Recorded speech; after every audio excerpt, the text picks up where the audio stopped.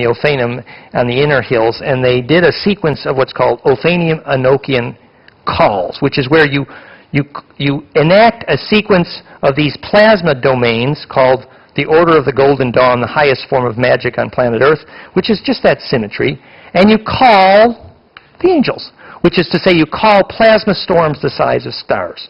And they actually invoked the storm that took out the Spanish Armada. Now that sounds funny, actually, but if you study the history, and they've documented this with extreme care, the meteorologic source of the storm that took out the Spanish Armada has never, ever occurred in history before or since. The source of that storm and the direction from the North Sea, it's never happened in history. It's a complete anomaly. So they planned that storm for 1 year, actually. They actually took out the Spanish Armada. And there are still Spaniards living in the upper coast of England because they never got back today. So, but the real, and this is the tempest, you know, you see the Esmeralda and the wizard, and you know, what is the tempest? Well, the tempest is the fact that these large plasma storms is in fact the bodies of very large beings. Yeah? So, well, I haven't done a particularly good job with the story, but what I wanted to tell you was just that you can see a bit of a big picture here, that the goal of your life is to grow a big aura. Truly. And by the way, there's medical ways that should be measured. That's what Karatkov showed. We started this lecture with Karatkov, and we could end the same way, that if you do the medical work to measure your aura,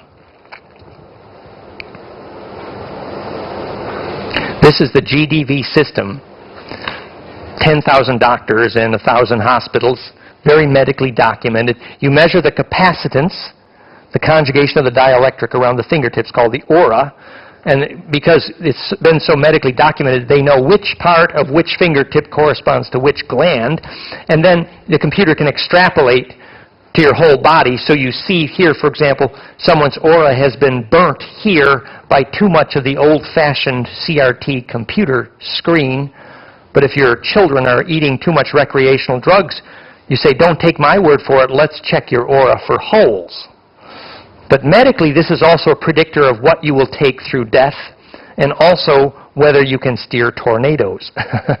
In other words, getting a big aura is not selfish, because, in effect, if you're able to call the charge of the collective mind, the plasma field, to you, it indicates that the biological electric field of all of DNA comes to you when those waves perceive that by entering you, they become immortal.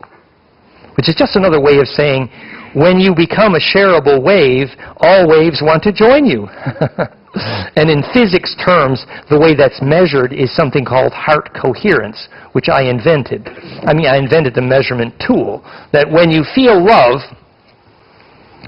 the amount of internal phase coherence in your EKG, which I developed the measurement tool and the invention of the heart tuner, actually measures pure intention, because it measures whether your heart has found a wave that's shareable. So when you say, I love you, if you're speaking your truth, this goes up, and you can tell whether you should marry him or not, actually, by measurement.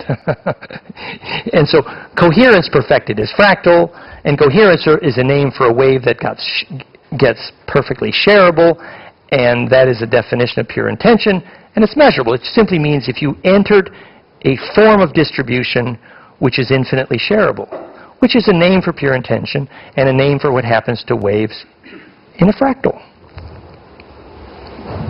On that note, any questions, comments? I've got a question about our recent cyclone. There's a lot of stories going on, like a good conspiracy story and so-called story. What can you sort of relate? How can you relate to that? What exactly was that all about? I mean, it was an incredible experience for the collective in Australia. Is there any information you could? There are many levels of viewpoint on this. I have heard quite a few. Generally, as the dramatic increase in solar activity of the next year or two, we should expect a lot more of that kind of thing, actually. I believe Iceland is going off again volcanically, and so it is likely that we are going to have much more of this kind of problem very soon. would be my humble opinion. Correlated directly to solar output, mostly. And why in Australia? There's lots of views on that.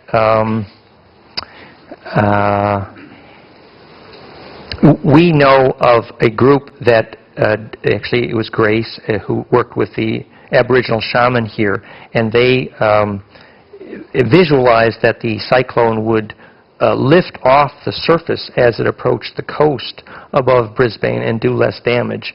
And from some of our points of view, they were somewhat successful, actually, because normally if say again?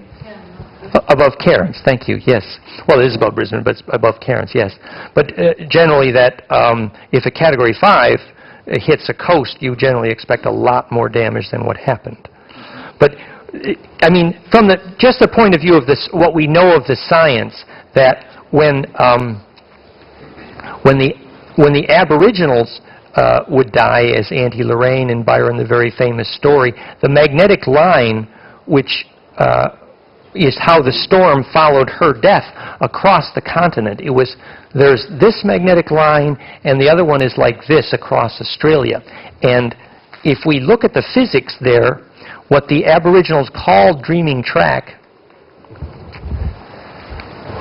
if you do satellite and airplane measurement of magnetic flux permissivity, which are the white lines here, which are extreme magnetic conductivity measured, these are what they call songline or dreaming track. And actually, this is a river of permissivity to magnetic. And if these arrange themselves in a fractal, like here at Braidwood outside of Canberra, you have the possibility of dreaming. When you dream and when you die, the plasma ball that's measurable after death, for example, travels along these lines, truly, which is one of the reasons among many why you desperately need to have a magnetic map of your bed. It's really true.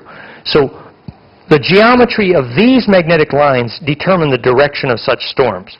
That would be the introduction of the conversation we need to have. Yeah, what I was going to say was, and I'm not sure about whether it's man-made creations of weather modifications. We have a hard base in Western Australia. We have we have Pine Gap in Australia. It seems to be heading in this sort of straight to the centre of Australia. I don't know. I do believe that Pine Gap is where your tax dollars pay for the shooting down of the friendly ETs, and it was a bad investment. But I think that stems back to when the United States made the alliance with the wrong ETs, actually. And so we do need our governments to be much more transparent about their relationship with the extraterrestrials. And that's another story. Now, I have, literally dozens of articles about that history story I've written, and they're at goldenmean.info/the rest of the story. And basically, the short version of that story is our ancestors, call them Uru, like Iluru's rock, or Uru, Ibi Uru. The Uru meant draconian. They were a dragon culture of the Anunnaki. And Sumer means dragon. And Aryan came from Uru on, etc., etc. So that culture, their principal problem was genetic. And their solution to that problem was technology to prevent death. And that electric field theory was called the Garden of Eden. And that is what we rediscover today under the name bioactive electric fields. So I think if we learn some of these lessons, the Groundhog Day of that history doesn't have to repeat, really. Which, starts with electrical engineers knowing what sacred space is.